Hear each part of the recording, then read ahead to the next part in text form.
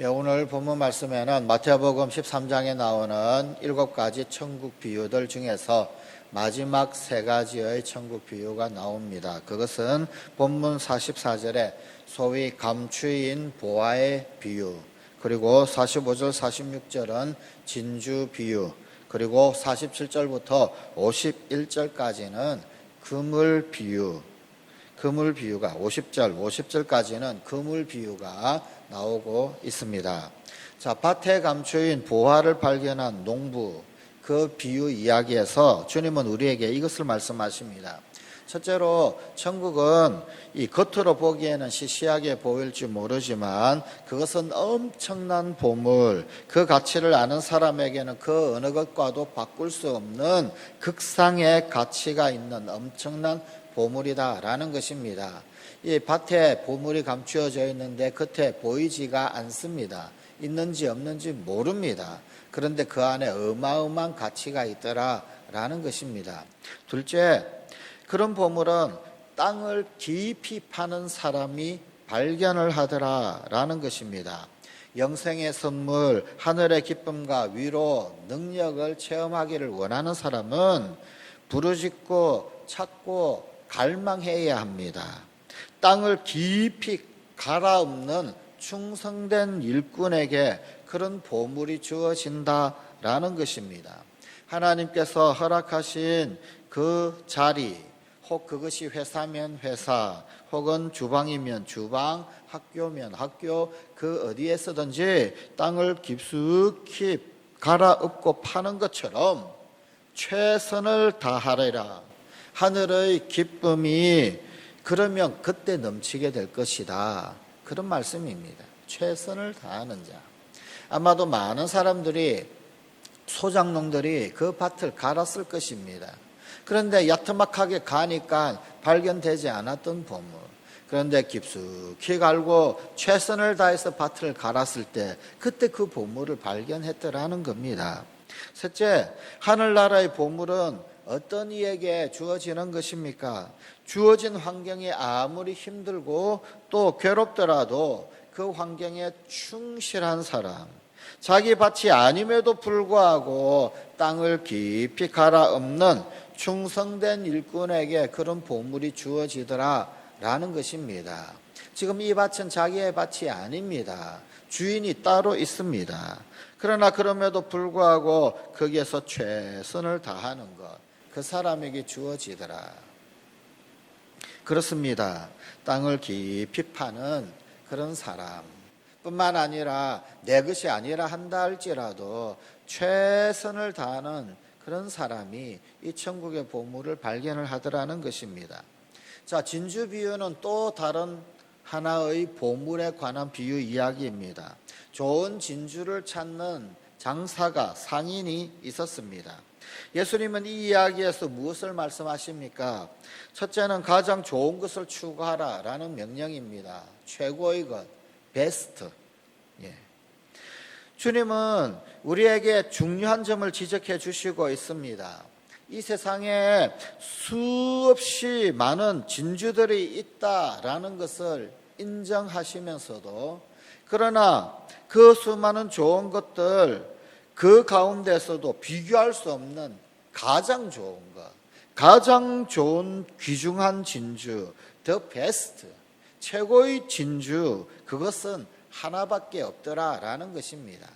여러분, 세상에 좋은 것들이 얼마나 많이 있습니까? 많은 좋은 것들이 있습니다.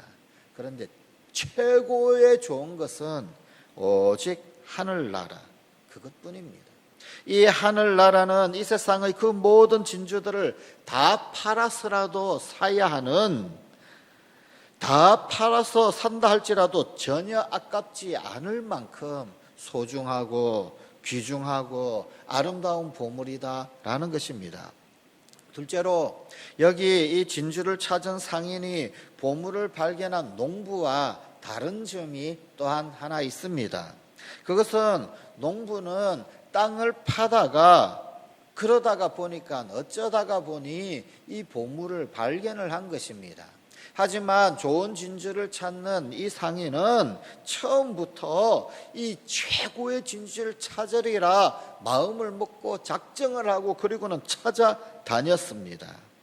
그냥 얼떨결에 발견한 것이 결코 아닙니다. 그렇습니다. 하늘나라를 만나는 체험도 여러 가지더라라는 것입니다. 어떤 사람은 삶 속에서 자기 자신의 최선을 다하다가 그러다가 하나님 나라를 발견을 합니다. 어느 날 주님께서 그 심령을 열어서 그 하늘나라 비밀을 보게 하십니다. 그러나 또 다른 어떤 사람은 처음부터 하늘을 향해 부르짖고 천국이 임하기를 소망을 하고 주님 앞에 부르짖으며 열망할 때 그 나라가 그 심령에 임하기도 하는 것입니다. 자, 하나님 나라, 하늘나라는 똑같습니다. 그러나 체험은 다 다를 수 있습니다. 하나님 나라가 임한 후에 그 결과는 다 똑같습니다. 하지만 과정은 다 다를 수가 있습니다. 그렇습니다. 그러니 남이 나와 다르다라고 해서 비판하지 마십시오. 혹은 남은 저절로 은혜를 얻고 누리는 것 같은데 나는 그렇지 않다, 나는 힘들다, 나는 애쓰고 기다려야 하고 부르짖어야 한다, 그렇다라고 불평하지 마십시오. 하나님이 주신 은사대로 참고 인내하며 기도할 때 하나님은 같은 은혜를 부어 주실 것입니다. 과정은 다 다릅니다. 그러나 하나님 나라가 임했을 때 그 기쁨은 다 똑같을 것입니다. 셋째로 저 농부와 마찬가지로 이 상인도 자신이 가지고 있는 모든 것을 다 팔아서 진주 하나를 샀다라는 것입니다. 천국은, 하나님 나라는 그냥 거저 얻어지는 것이 결코 아닙니다. 대가를 지불해야 하는 것입니다. 그것도 보통의 대가가 아니라 우리의 인생 전체를 지불해야 하는 것입니다. 모든 것 다 투자하고도 열정으로 구해야 얻을 수 있는 것입니다. 그러기에 중요한 경고가 있습니다. 심판에 대한 예언입니다. 천국은 각종 물고기를 모으는 그물과도 같은 것입니다. 아직 물속의 그물 안에 있을 때, 그 그물이 물속에 있을 때, 즉 지금까지 모두 다 똑같은 조건 속에서 모두 다 똑같은 것 같습니다. 하지만 언젠가 그물이 올려질 때가 있다라는 것입니다. 그리고 그 속에 담겨진 신앙의 질이, 그리고 그 내용의 제각각 다름에 따라서 하나님을 향한 믿음의 내용에 따라서 좋은 것과 못된 것 갈라질 때가 반드시 있더라라는 것입니다. 주님의 마지막 심판대 앞에서 좋은 성도들은 다 골라서 천국에 들이지만 못된 것, 썩고 쓸모없는 질이 나쁜 신앙과 믿음의 사람들은 모두 다 내던져버려서 어둠 가운데서 슬피 울며 이를 갈미 있으리라 라는 것입니다. 그러므로 두렵고 떨리는 마음으로 오늘 내게 주어진 신앙의 삶을 살아가야 합니다. 이 모든 천국 비유의 말씀을 하신 이후에 주님은 한 가지를 더 말씀하셨습니다. 바로 오늘 본문 51절 52절의 하나님 나라의 제자들 비유입니다. 굳이 비유라고 이름을 붙이자면 하나님 나라의 제자들, 그들은 어떠냐? 즉 하나님 나라의 말씀을 가르치는 사람들은 새 것과 옛 것을 곳간에서 내어오는 집주인과 같다라는 것입니다. 복음은 단지 옛날 이야기가 아닙니다. 그렇다고 전혀 새로운 것만도 아닙니다. 옛것에 뿌리를 깊이 내려 있으면서도 날마다 또한 새로운 말씀이 바로 이 복음입니다.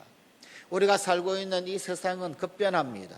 미래가 도대체 어떻게 될는지 확실히 아는 사람 하나도 없고 불확실성에 놓여 있습니다. 그러기에 천국의 제자들도 그 변화에 대하여 준비되어야 합니다. 급변하는 세상에 준비가 되어지고 적응이 되어지고 그렇게 되어져야만 합니다. 그러나 아무리 세상이 급변한다 할지라도 본질은 결코 변질되지 않습니다. 천국은 본질입니다. 복음은 본질입니다. 결코 포기될 수 없는 근원적 가치입니다. 다만 그 본질적 가치를 오늘의 문화, 오늘의 이해, 또한 오늘날의 도구적 방법을 통해서 더 잘 드러나도록 할 책임이 하나님 나라의 제자들에게 있습니다. 새 것이 필요합니다. 새 것을 바라보면서도 옛것 속에 담긴 결코 변함없는 근원적, 본질적 주님께서 그 옛것 속에 담아주신 하나님의 능력의 그 근원을 잊지 말아야 한다. 그 말입니다. 우리에게 주님이 천국을 열어주셨습니다. 이제 천국의 제자들답게 천국을 소중히 여기고 귀중히 여기고 또한 그 천국 복음을 결코 놓치지 아니하면서 오늘 이 21세기 급변하는 세상 가운데서도 그 복음을 드러낼 수 있는 천국 제자 되는 우리 성관 가족들이 되십시다. 기도하시겠습니다.